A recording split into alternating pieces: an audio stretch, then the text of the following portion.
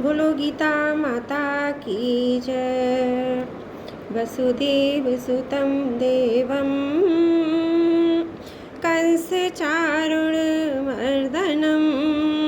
देवकी परमानन्दं कृष्णं वन्दे जगद्गुरुं कृष्णं वन्दे जगद्गुरुम्। अथ ध्यानम्। शान्ताकारं भुजगशयनं पद्मनाभं सुरेशं विश्वाधारं गगनसदृशं मेघवर्णं शुभाङ्गं लक्ष्मीकान्तं कमलनयनं योगविधिध्यानगम्यं वन्दे विष्णुं भवभयहरं सर्वलौकिकनाथम्। जिनकी आकृति अतिशय शांत है, जो शेषनाग की शैया पर शयन किए हुए हैं, जिनकी नाभि में कमल है, जो देवताओं के भी ईश्वर और संपूर्ण जगत के आधार हैं, जो आकाश के सदृश सर्वत्र व्याप्त हैं, नील मेघ के समान जिनका वर्ण है, अतिशय सुंदर जिनके संपूर्ण अंग हैं, जो योगिनियों द्वारा ध्यान करके प्राप्त किए जाते हैं, जो संपूर्ण लोकों के स्वामी हैं, जो जन्म मरण रूप भय का नाश करने वाले हैं, ऐसे लक्ष्मीपति कमल नेत्र भगवान श्री विष्णु को मैं सिर से प्रणाम करती हूँ। यम ब्रह्मा वरुणेन्द्र रुद्र मरुतये स्तुवन्ति दिव्ये स्तवैर् वेदैः साङ्गपद क्रमोग निषदैर् गायन्ति यं सामगाः ध्यानावस्थित तद्गतेन मनसा पश्यन्ति यं योगिनो यस्यान्तं न विदुः सुरासुर गणादेवाय तस्मै नमः। ब्रह्मा वरुण इंद्र रुद्र और मरुदगण दिव्य स्रोतों द्वारा जिनकी स्तुति करते हैं, सामवेद के गाने वाले अंग पद क्रम उपनिषदों के सहित वेदों द्वारा जिनका गान करते हैं, योगी जन ध्यान में स्थित तत्काल हुए मन से उनका दर्शन करते हैं, देवता असुरगण कोई भी जिनके अंत को नहीं जानते, उन परम पुरुष नारायण देव के लिए मेरा नमस्कार है। वसुदेव सुतं देवं कंसचारुणमर्दनं देवकी परमानन्दं कृष्णं वन्दे जगद्गुरुं कृष्णं वन्दे जगद्गुरुं। कंस और चारुण का वध करने वाले देवकी के आनंद वर्धन वसुदेव नंदन जगत गुरु श्री कृष्ण की मैं वंदना करती हूँ। ओम श्री परमात्मने नमः। अथ श्रीमद्भगवद्गीता महात्म्यं। गीता शास्त्रमिदं पुण्यं यं पठेत व्रतः पुमान् विष्णु पदमवाप्नोति भयशोकादिवर्जत। गीताध्ययनशीलस्य प्राणायामपरस्य च नैव सन्ति हि पापानि पूर्वजन्मकृतानि च। मलनिर्मोचनं पुंसां जलस्नानं दिने दिने सकृतगीताभ्यसि स्नानं संसारमलनाशनं। गीता सुगीता कर्तव्या किमन्यशास्त्रविस्तरे यासुहं पदनाभस्य मुखपदानविनिशता। भारतं व्रतसर्वस्वं विष्णोर्वक्त्राद्विनिशतं गीता गङ्गोदकं पीत्वा पुनर्जन्म न विद्यते। सर्वोपनिषदो गावो दुग्धा गोपालनन्दनय पार्थो वत्स सुधीर्भोक्ता दुग्धं गीतामृतमहत्। एकं शास्त्र देवकी पुत्र गीत मेको देवो देवकी पुत्र एव एको मंत्रस्य तस्य नमामि यानि कर्माम्यकं तस्य देवस्य सेवा। वसुदेव सुतं देवं कंसचारुणमर्दनं देवकी परमानन्दं कृष्णं वन्दे जगद्गुरुं कृष्णं वन्दे जगद्गुरुं। ओम श्री परमात्मने नमः। श्रीमद्भगवद्गीता अथ प्रथमोऽध्याय। धृतराष्ट्रोवाच धर्मक्षेत्रे कुरुक्षेत्रे संवितायु उत्सवः मामका पांडवश्च चैव किम कुर्वत संजय। हे संजय, धर्मभूमि कुरुक्षेत्र में एकत्रित युद्ध की इच्छा वाले मेरे और पांडु के पुत्रों ने क्या किया। संजय उवाच दृष्ट्वा तु पाण्डवानीकं व्यूढं दुर्योधनस्य तदा आचार्यमुपसंगम्य राजा वचनमब्रीत। उस समय राजा दुर्योधन ने व्यूह रचना युक्त पांडवों की सेना को देखकर और अपने द्रोणाचार्य के पास जाकर यह वचन कहा। पश्येतां पाण्डुपुत्रणा माचार्य महती चामुं व्यूढं द्रुपदपुत्रेण तम शिष्येण धीमता। हे आचार्य, आपके बुद्धिमान शिष्य द्रुपद पुत्र धृष्टद्युम्न द्वारा व्यूहकार खड़ी की हुई पांडुपुत्रों की इस बड़ी भारी सेना को देखिए। अत्र शूरा महेश्वासा भीमार्जुन समायुधि युधानो विराटस्य च द्रुपदस्य च महारथे धृष्टकेते शुचेकितान् काशीराजस च वीर्यवान् पुरजिते कुन्ती भोषश्च सैभ्यश्च नरपुङ्गवा युधवन्योश्च च विक्रान्त उत्तमजाश च वीर्यवान् सुभद्रो द्रौपदेयाश्च सर्व एव महारथा। इस सेना में बड़े बड़े धनुष वाले तथा युद्ध में भीम और अर्जुन के समान शूरवीर सात्विक और विराट तथा महारथी राजा द्रुपद धृष्टकेतु और चेकितान तथा बलवान काशीराज पूर्जित कुंती भोज और मनुष्यों में श्रेष्ठ शैव्य पराक्रमी युधावन्यु तथा बलवान उत्तम ऊर्जा सुभद्रा पुत्र अभिमन्यु एवं द्रौपदी के पांचों पुत्र ये सभी महारथी हैं। अस्माकं तु विशिष्टाये तानि निवोदिरुत्ततं नायका मम सैन्यस्य संज्ञार्थं न ब्रवीमि ते। हे ब्राह्मण श्रेष्ठ, अपने पक्ष में भी जो भी प्रधान है उनको आप समझ लीजिए। आपकी जानकारी के लिए मेरी सेना के जो सेनापति हैं उनको बतलाता हूँ। भवान भीष्मश्च कर्षश्च कृपश्च समितिञ्जयः अश्वत्थामा विकर्णश्च सौमदत्त तथैव च द्रोणाचार्य पितामह भीष्म तथा कर्ण और संग्राम विजयी कृपाचार्य तथा वैसे ही अश्वत्थामा विकर्ण और सोमदत्त का पुत्र भूरिश्रवा अन्ये च भयशूरा मदर्थे त्वक्त जीविता नाना शस्त्र प्रहरणा सर्वे युद्ध विशारदा। और भी मेरे लिए जीवन की आशा त्याग देने वाले बहुत से शूरवीर अनेक प्रकार के शास्त्रास्त्रों से सुसज्जित और सबके सब युद्ध में चतुर हैं। अप्राप्तं तदस्माकं बलं भीष्माभिरक्षितं पर्याप्तं त्वमेतेषां बलं भीमाभिरक्षितं। भीष्म पितामह द्वारा रक्षित हमारी वह सेना सब प्रकार से अजय है और भीम द्वारा रक्षित इन लोगों की यह सेना जीतने में सुगम है। अनेषु स सर्वेषु यथा भागमवस्थिता भीष्ममेवाभिरक्षन्तु भवन्तः सर्व एव हि। इसलिए सब मोर्चों पर अपनी अपनी जगह स्थित रहते हुए आप लोग सभी निसंदेह भीष्म पितामह की ही सब ओर से रक्षा करें। तस्य संजनयन हर्षम कुरु वृद्ध पितामह सिंहनादम विनध्वचे से संघ्यम धत्मो प्रतापवान।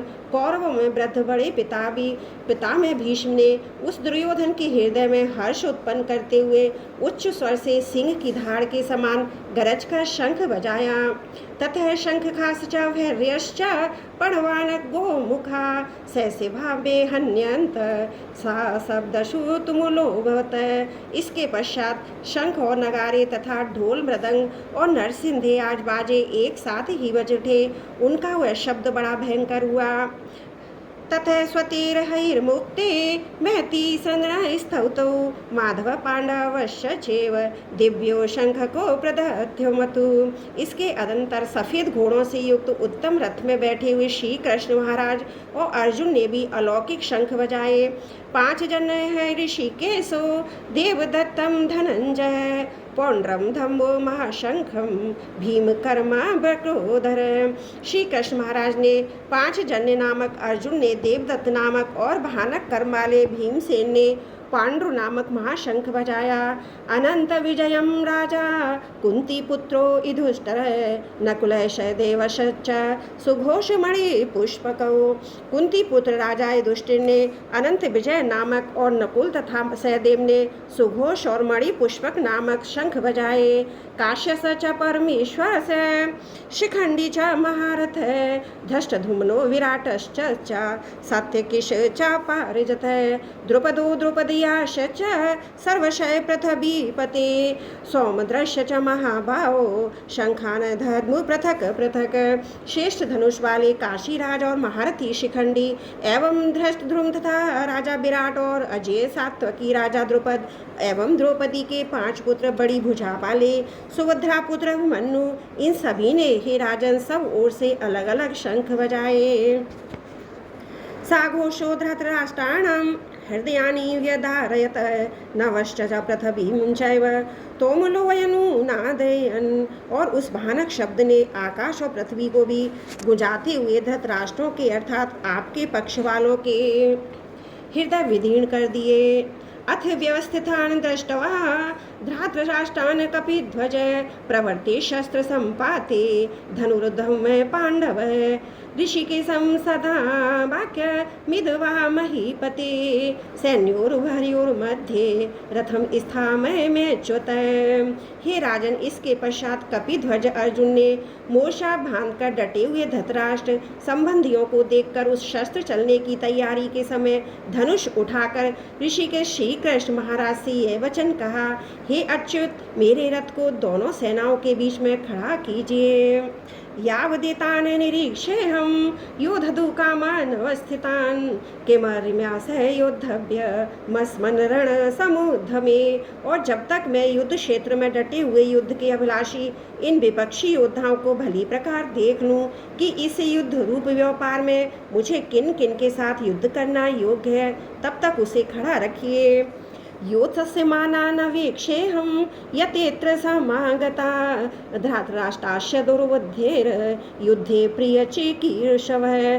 दुर्बुद्धि दुर्योधन का युद्ध में हित चाहने वाले जो ये राजा लोग इस सेना में आए हैं, उन युद्ध करने वालों को मैं देखूंगा।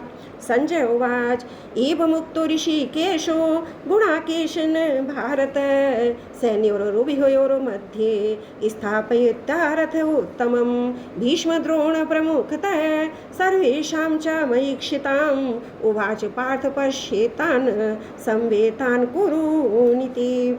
संजय बोले, हे धृतराष्ट्र, अर्जुन द्वारा इस प्रकार कहे हुए महाराज श्री कृष्ण ने दोनों सेनाओं के बीच में भीष्म और द्रोणाचार्य के सामने तथा संपूर्ण राजाओं के सामने उत्तम रथ को खड़ा करके इस प्रकार कहा कि हे पार्थ, युद्ध के लिए जुटे हुए इन कौरवों को देख। तत्रापश्यत स्थितान् पार्थ पितृनथ पितामहान् आचार्यान् मतुलान् भारतन पुत्रान् पौत्रान् सुखीन् तथा स्वशरान् स्वदर्शश्चैव सैन्योरुभयोरपि।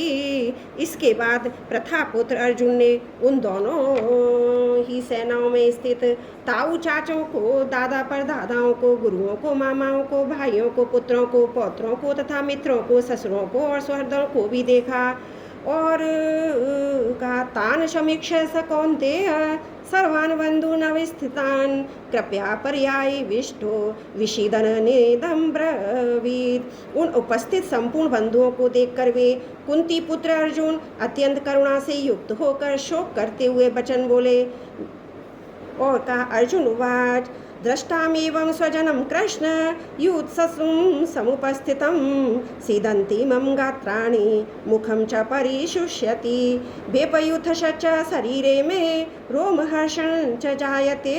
अर्जुन बोले, हे कृष्ण, युद्ध क्षेत्र में डटे हुए युद्ध के अभिलाषी इस स्वजन समुदाय को देखकर मेरे अंग शिथिल हुए जा रहे हैं और मुख सूखा जा रहा है तथा मेरे शरीर में कंप और रोमांच हो रहा है। गांडीवं शंसस्तेस्तात् त्वक्तश्चैव परिदयते न च शक्नोम्यवस्थातुं ब्रवतीं च मे मनः। हाथ से गांडीव धनुष गिर रहा है और त्वचा भी जभऊ जल रही है। मेरा मन भ्रमित सा हो रहा है, इसलिए मैं खड़ा रहने को भी समर्थ नहीं हूँ। निमित्तानि च पश्यामि विपरीतानि केशव न च शेवसनु पश्यामि हत्वा स्वजनमाहवे। हे केशव, मैं लक्षणों को भी विपरीत ही देख रहा हूँ तथा युद्ध में स्वजन समुदाय को मारकर कल्याण भी नहीं देखता। नाकांक्षे बीजं कृष्ण न च राज्यं सुखानि च किम नो राज्यन गोविंद किम भोगिर्जीवितेन वा। हे कृष्ण, मैं ना तो विजय चाहता हूँ और ना राज्य तथा सुखों को ही। हे गोविंद, हमें ऐसे राज्य से क्या प्रयोजन अथवा ऐसे भोगों से और जीवन से क्या लाभ।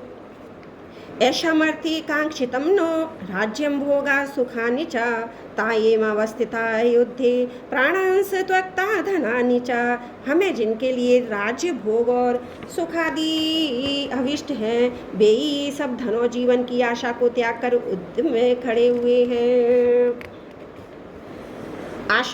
आचार्यं पितरपुत्रा स तथैव च पितामहा मातुला स्वस्वरा पौत्रा श्याला संविधना स तथा।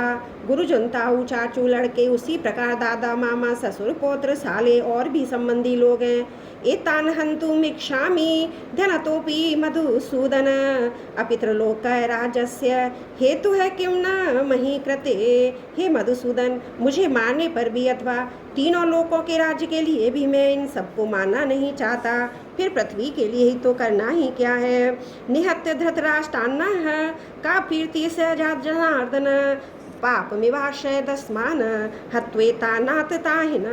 हे जनार्दन, धृतराष्ट्र के पुत्रों को मारकर हमें क्या प्रसन्नता होगी। इन आतताइयों को मारकर तो हमें पाप ही लगेगा। तस्मान्नार्या वयम हन्तुम धृतराष्ट्रन स्व बान्धवान् स्वजनम ही कथम हत्वा सुखिनः स्याम माधवा। अतः हे माधव, अपने ही बांधव धृतराष्ट्र के पुत्रों को मारने के लिए हम योग्य नहीं हैं, क्योंकि अपने ही कुटुंब को मारकर हम कैसे सुखी होंगे। यद्यपि न पश्यन्ति लोभोपहत चेतसा कुलक्षयकृतं दोषं मित्रद्रोहे च पातकं कथं न गे भस्मामि भय पापादस्मा निवर्तितुं कुलक्षयकृतं दोषं प्रपश्यद्भवीर जनार्दनम। यद्यपि लोभ से भ्रष्ट चित्त हुए ये लोग कुल के नाश से उत्पन्न दोष को और मित्रों से विरोध करने में पाप को नहीं देखते, तो भी हे जनार्दन, कुल के नाश से उत्पन्न दोष को जानने वाले हम लोगों को इस पाप से हटने के लिए क्यों नहीं विचार करना चाहिए। कुलक्षय प्रणश्यन्ति कुलधर्मा सनातना धर्मे नष्टे कुलम कृष्ण मधर्मोपि भवत्वत। कुल के नाश से सनातन कुल धर्म नष्ट हो जाते हैं। धर्म के नाश हो जाने पर संपूर्ण कुल में पाप भी बहुत फैल जाता है। अधर्माभि भवात् कृष्ण प्रदुषन्ति कुल स्त्रीषु दुष्टाशु वार्ष्णेय जायते वर्ण संकरः। हे कृष्ण, पाप के अधिक बढ़ जाने से कुल की स्त्रियां अत्यंत दूषित हो जाती हैं, और हे वांछनीय स्त्रियों के दूषित हो जाने पर वर्ण संकर उत्पन्न हो जाते हैं। संकरो नरकायैव कुल ज्ञानानां कुलस्य च पतन्ति पितरो शाम लुप्त पिंडोतः क्रिया। वर्ण संकर कुल घातियों को और कुल को नरक में ले जाने के लिए ही होता है। लुप्त हुई पिंड और जल की क्रिया वाले अर्थात श्राद्ध और तर्पण से वंचित उनके पितर लोग भी अधोगति को प्राप्त होते हैं। दोषे रहते हैं कुल ज्ञानानां वर्ण संकर कारक है उसाधनते जाति धर्मा कुल धर्मा शचा शाश्वता। इन वर्ण संकर कारक दोषों से कुल घातियों के सनातन कुल धर्म और जाति धर्म नष्ट हो जाते हैं। उत्सन्न कुल धर्माणाम मनुष्याणाम जनार्दन नरके नियतम वासो भवति त्वनु शुश्रुम। हे जनार्दन, जिनका कुल धर्म नष्ट हो गया है, ऐसे मनुष्यों का अनिश्चित काल तक नरक में वास होता है, ऐसा हम सुनते आए हैं। अहोबत महत् पापम क्रतुम व्यवसिता वयम यद राज सुखम लोभेन हंतुम स्वजनम उद्धता। हे शोक, हम लोग बुद्धिमान होकर भी महान पाप करने को तैयार हो गए हैं, जो राज्य और सुख के लोभ से स्वजनों को मारने के लिए उद्धत हो गए हैं। यदि माम प्रतीकारा मशस्त्रम शस्त्र पाणः धृतराष्ट्रणे हन्युस् तन्मे क्षेमतरम भवेत्। यदि मुझ शस्त्र रहित एवं सामना ना करने वाले को शस्त्र हाथ में लिए हुए धृतराष्ट्र के पुत्र रण में मार डालें, तो वह मारना भी मेरे लिए अधिक कल्याणकारक होगा। संजय उवाच एव मुक्तार्जुनये शङ्खे रथोपस्तु उपाविशत विसृज्य शशरं चापं शोकसंविघ्नं मानस। संजय बोले, रणभूमि में शोक से उद्विग्न मन वाले अर्जुन इस प्रकार कहकर बाण सहित धनुष को त्याग कर रथ के पिछले भाग में बैठ गए। ओम तत्सदति श्रीमद्भगवद्गीता सुपनिषत्सु ब्रह्म विद्यायाम योग शास्त्रे श्री कृष्ण अर्जुन संवादे अर्जुन विषाद योगो नाम प्रथमो अध्याय समाप्त। त्रुटियों के लिए क्षमा प्रार्थी हूँ, त्रुटियों के लिए क्षमा प्रार्थी हूँ। वसुदेव सुतं देवं कंस चारुण मर्दनम देवकी परमानंदम कृष्णं वंदे जगद्गुरुं कृष्णं वंदे जगद्गुरुं। प्रथम अध्याय समाप्त।